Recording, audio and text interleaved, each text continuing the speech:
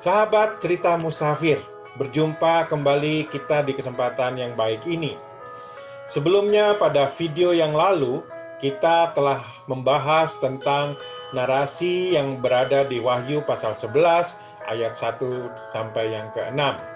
Di mana narasi itu berkata supaya kita bangun dan mengukur bait suci, mesbah dan orang yang beribadah di dalamnya.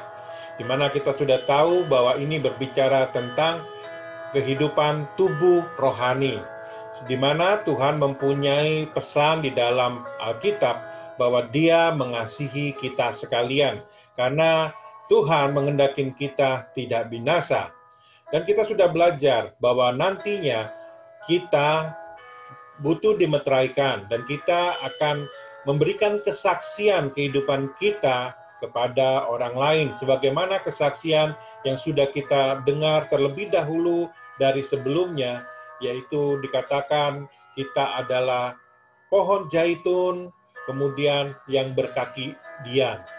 Nah, tentunya kita sudah memahaminya bahwa kehidupan jasmani itu akan binasa, tetapi yang dipentingkan di sini adalah kehidupan rohani bersama Tuhan nantinya, yaitu kita butuh dimeteraikan dengan meterai yang sejati, yaitu Yesus. Sekarang cerita musafir ingin mengajak sahabat semua untuk melanjutkan narasi kita. Tentunya seperti video sebelumnya, untuk memahami kitab Wahyu, ini kita butuh memahaminya secara simbolik, karena termasuk dalam kitab Apokalips.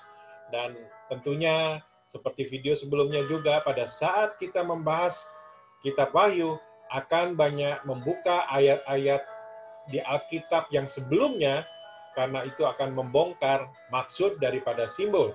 Juga kita akan melihat latar budaya peristiwa pada saat kitab Wahyu ditulis oleh Rasul Yohanes maksud saya, yang berada di Pulau Patmos. Nah, tentunya peristiwa yang ditulis itu bisa kita terapkan, aplikasikan di dalam kehidupan ini. Tetapi tentunya kita harus memperhatikan dahulu simbol-simbol tersebut. Nah, pada bagian kali ini kita hanya akan membahas 2 ayat saja, yaitu Wahyu 11 ayat 7 dan 8. Karena di dalamnya kita akan mendapatkan kearifan Tuhan yang sangat luar biasa. Mari saya akan bacakan ayat 7 dan 8. Dan apabila mereka telah menyelesaikan kesaksian mereka, maka binatang yang muncul dari jurang maut akan memerangi mereka dan mengalahkan serta membunuh mereka.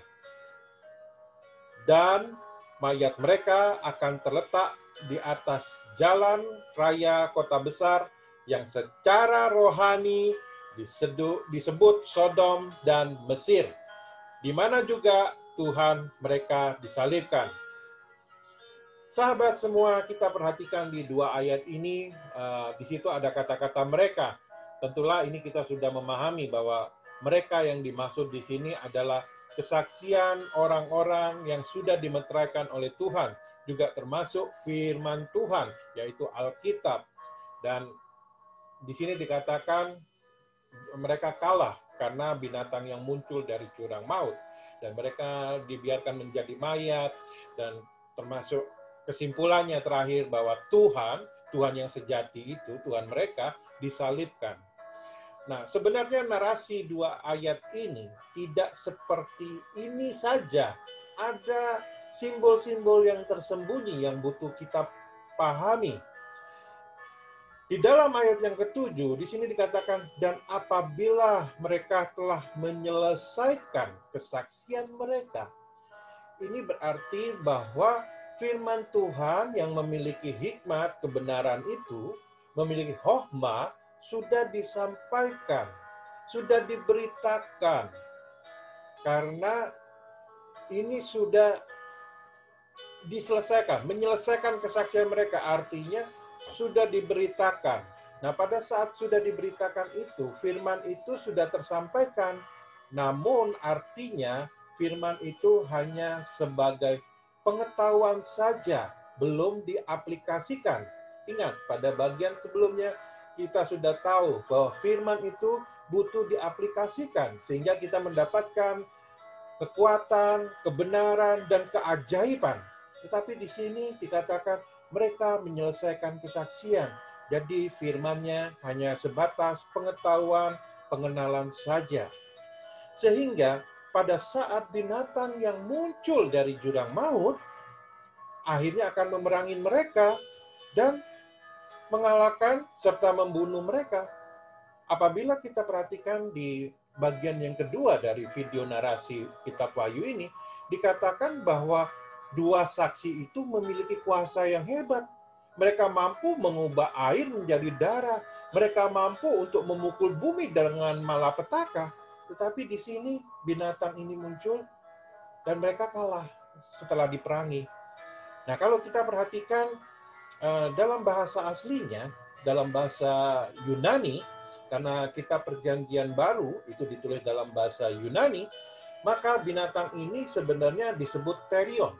Terion ini adalah binatang yang buas. Jadi bukan sekedar binatang, tapi binatang yang buas. Dan muncul dari jurang maut. Jurang maut mereka sebut dalam bahasa Yunaninya adalah abyss. Abyss itu artinya suatu lokasi yang berada di bawah dan yang tidak mempunyai dasar, yang sulit diterka.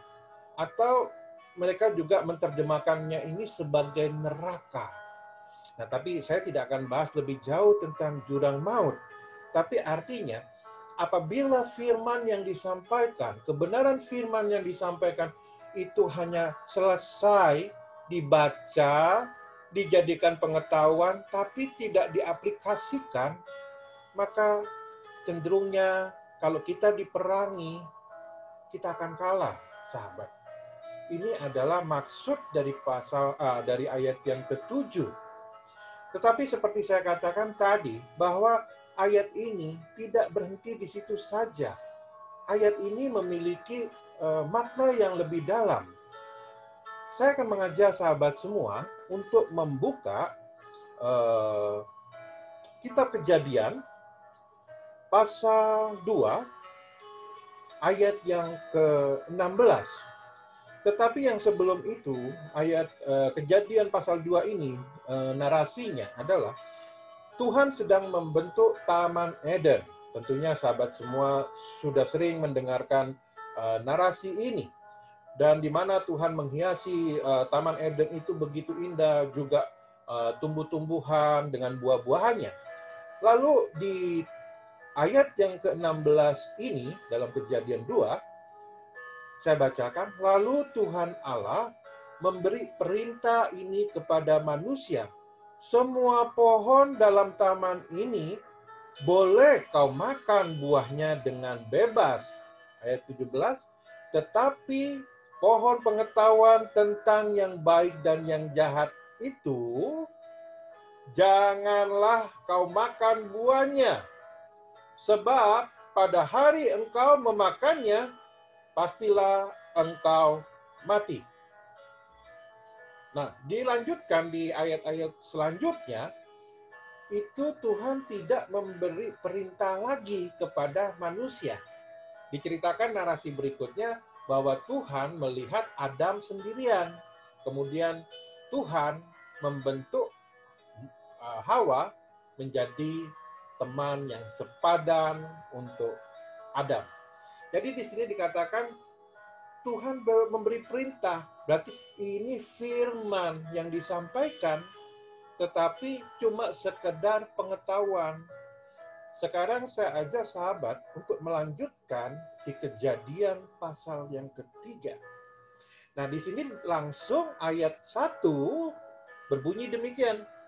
Adapun ular ialah yang paling cerdik dari segala binatang di darat yang dijadikan oleh Tuhan Allah. Sahabat, melihat korelasinya dengan Wahyu 11 ayat 7b ya. Kalau tadi yang 7a itu Tuhan memberikan perintah.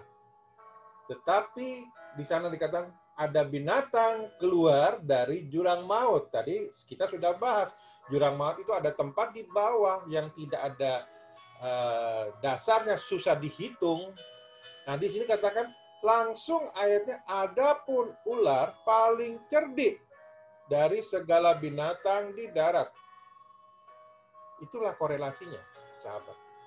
Jadi firman sudah disampaikan, kesaksian itu telah diselesaikan, dan keluarlah binatang dari jurang maut. Keluarlah ular. Dan sini kita perhatikan, ular itu berkata kepada perempuan itu, tentulah Allah berfirman, semua pohon dalam taman ini jangan kamu makan buahnya, bukan?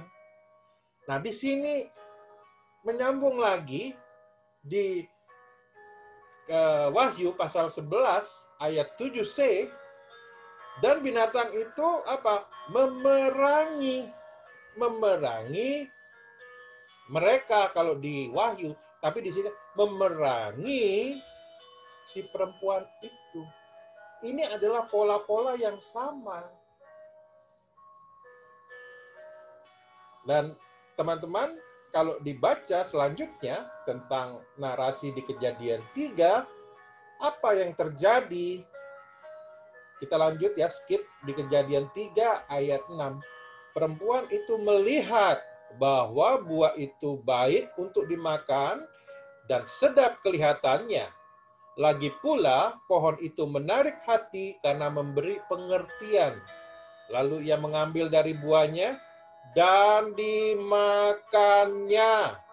Diberikannya juga kepada suaminya yang bersama-sama dengan dia, dan suaminya pun ikut memakan. Dalam Wahyu 11 ayat 7c tadi, bukan sekedar memerangi, tetapi mengalahkan mereka. Ini adalah korelasinya antara Wahyu pasal 7, Wahyu 11 ayat 7 dengan kitab Kejadian di pasal 2 dan 3. Sekarang kita melihat kitab Kejadian, kitab pertama di dalam Alkitab, berada di Perjanjian Lama. Sekarang kita melihat kitab Wahyu, pasal 11, berada di susunan Alkitab terakhir, kitab terakhir, dan berbicara tentang hal yang sama. Saya tertarik untuk membahas lebih jauh tentang ular. Ular di sini, kalau dalam bahasa Inggris, juga diterjemahkan dengan kata snake. Tetapi kalau kita lebih jauh melihat dari bahasa Ibraninya, ini disebut dengan nahas. Nahas itu diterjemahkan ular, tetapi ada arti lain daripada ular, yaitu nahas juga berarti berkilau-kilau, artinya sangat indah, sangat luar biasa. Ini mengingatkan kita apa, sahabat? Kalau godaan, kalau rayuan, biasanya itu indah-indah. Tidak ada rayuan godaan itu yang menakutkan. Biasanya indah-indah. Dan juga ada artinya, nahas di sini itu adalah ilahi. Sosok ilahi, sosok immortal, sosok yang hebat. Makanya tidak heran kalau di sini dikatakan ular ialah yang paling cerdik. Karena dia adalah sosok ilahi, sosok yang hebat, memiliki pengetahuan. Nah, siapakah nahas ini?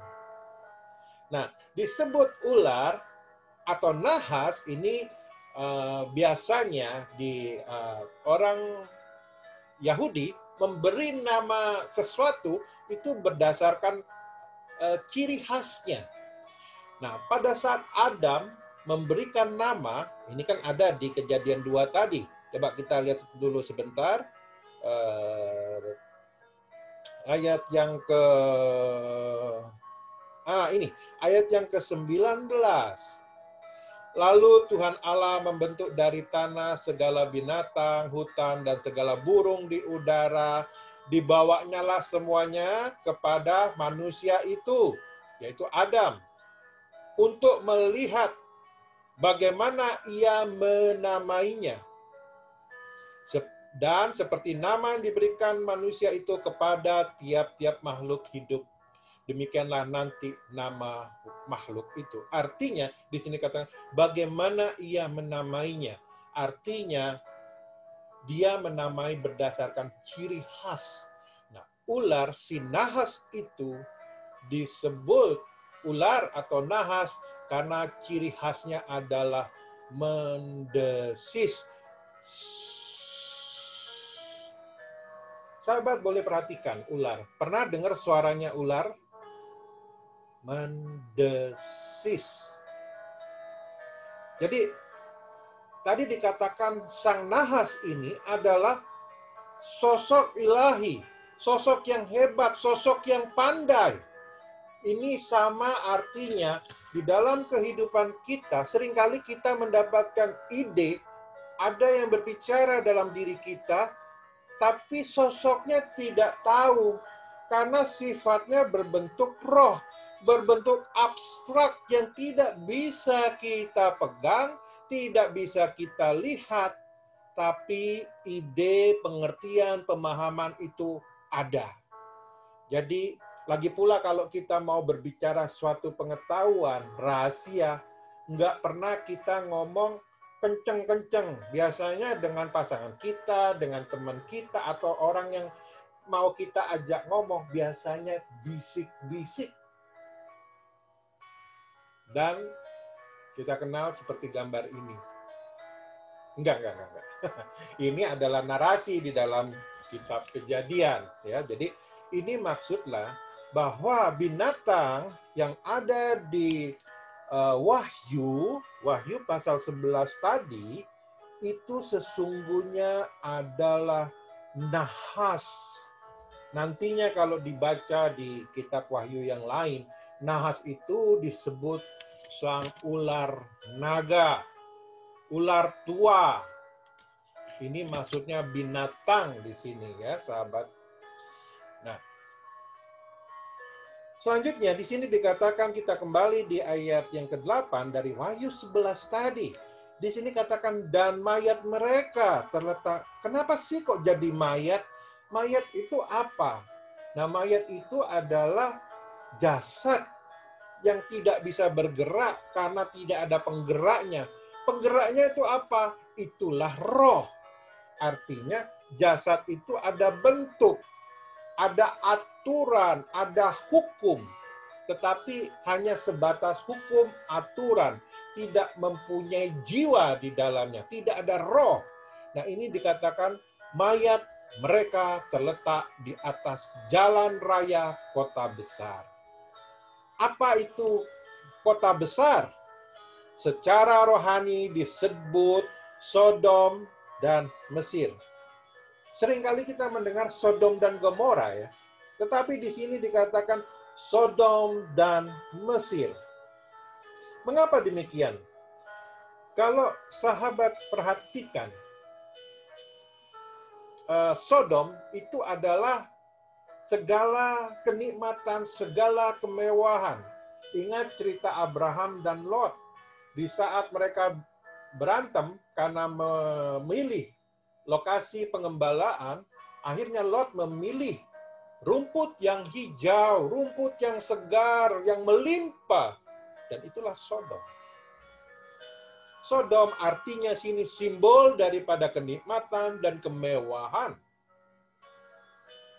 Bagaimana dengan Mesir? Mesir pada saat zaman dahulu, mungkin sampai sekarang pun kita bisa melihat peninggalannya, yaitu misalnya piramid, itu suatu karya yang luar biasa, peninggalan dari Mesir kuno. Nah, Mesir ini merupakan simbol daripada intelektual. Jadi, di sini dikatakan, yang tadi kesaksian itu sudah menjadi mayat. Kalau kita perhatikan, di dalam kisah Kejadian tadi, ayat yang ketiga, di mana si ular berkata kepada Hawa, di situ ular memainkan dua peranan ini, yaitu Sodom dan Mesir. Mengapa?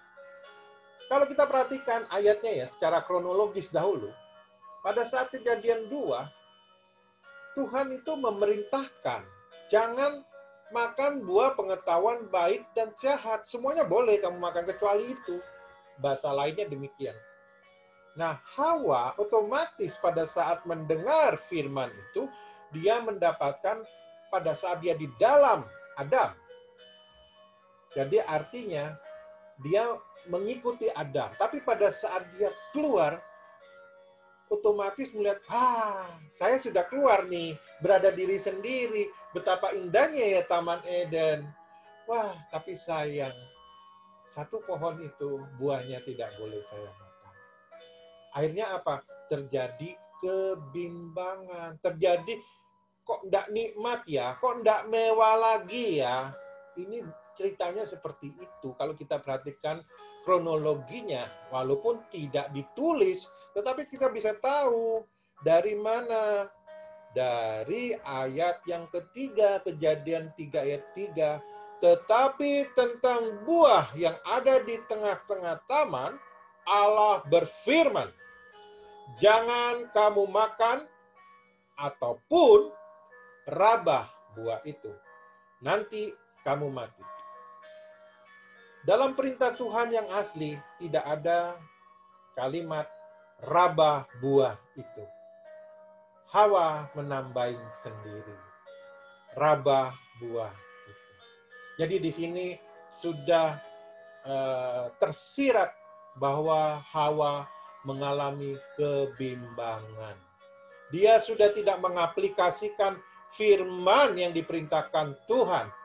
Firman itu yang berupa kesaksian telah selesai dan sekarang menjadi mayat karena Hawa ingin sesuatu yang nikmat, sesuatu yang mewah, yaitu Sodom tadi, dan dia mulai berpikir dengan akal logikanya. Kalau makan tidak boleh, mungkin merabat juga mati. Disitulah si Hawa sudah kena, sudah kalah oleh binatang yang keluar dari jurang maut, yaitu si nahas. Jadi ini adalah simbol daripada Sodom dan Mesir. Sehingga akhirnya di sana dikatakan apa? Juga Tuhan mereka disalibkan. Artinya bukan Tuhan yang menjadi sesembahan. Sahabat, jangan lupa bahwa kitab Wahyu ini ditulis pada saat Kekaisaran Romawi menguasai bangsa Yahudi, dan Rasul Yohanes menuliskannya di Patmos. Nanti dalam kesempatan video selanjutnya, setelah kita selesai pasal ke-11, kita akan melihat di situ dalam Wahyu pasal 13 ayat 18. Yang penting di sini ialah hikmat. Barang siapa yang bijaksana, baiklah ia menghitung bilangan binatang itu. Karena bilangan itu adalah bilangan seorang manusia. Dan bilangannya ialah 666. Saya nanti akan bahas apa maksud 666. Namun secara singkat, di sini berbicara tentang Kaisar Nero. Di mana Kaisar Nero ini adalah orang yang memegang ajaran atau mazhab Stoa. Namun di saat itu juga sedang berkembang ajaran yang disebut Epikuros. Mari kita baca di Kisah Para Rasul, pasal 17, ayat yang ke-18. Di sini pada saat Rasul Paulus berada di Yunani, di Athena, di sini dikatakan, dan juga beberapa ahli pikir dari golongan Epikuros dan Stoa bersoal jawab dengan dia. Dan ada yang bertanya, apakah yang hendak dikatakan si Plater ini? Dan selanjutnya, di sini merupakan bukti bahwa pada saat kitab Wahyu ini ditulis, ajaran Epikuros dan Stoa ini masih berkembang dan sangat berjaya di zaman itu. Bahkan sahabat, kalau diperhatikan, ajaran Epikuros dan Stoa ini berkembang di abad ini.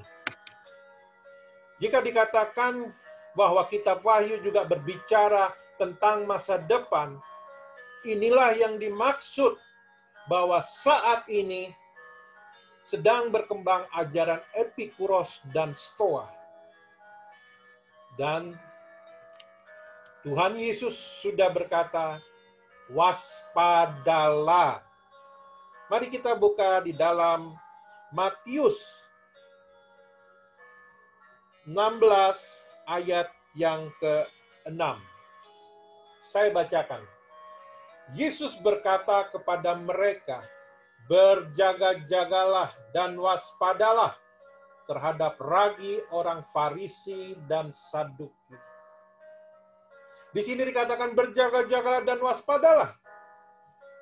Nadanya sama dengan Wahyu pasal 11 ayat 1. Bangun dan ukurlah terhadap apa? Ragi orang Farisi dan Saduki. Farisi dan Saduki inilah mereka ajaran ragi Stoa dan ragi ajaran Epikuros. Jadi sahabat, Yesus sudah menyampaikan ini. Kalau kita perhatikan bahwa ajaran dari kitab Kejadian dan terus di Matius dan terus sampai di Wahyu, kita berjumpa dengan pesan yang sama. Makanya Alkitab mengatakan tidak ada hal yang baru, semuanya sama. Nah, jika semuanya sama, sahabat, perhatikan siapakah sesembahan kita. Apakah kita memiliki Yesus? Yesus dengan jelas mengatakan bahwa Yesus adalah jalan, kebenaran, dan hidup. Sahabat, berhati-hati dan berwaspadalah terhadap ajaran Farisi dan Saduki, terhadap ajaran Epikuros dan ajaran Stoa. Kiranya cerita musafir kali ini dapat memberikan pencerahan dan kita semua mendapatkan berkat daripada Tuhan Yesus. Haleluya. Amin.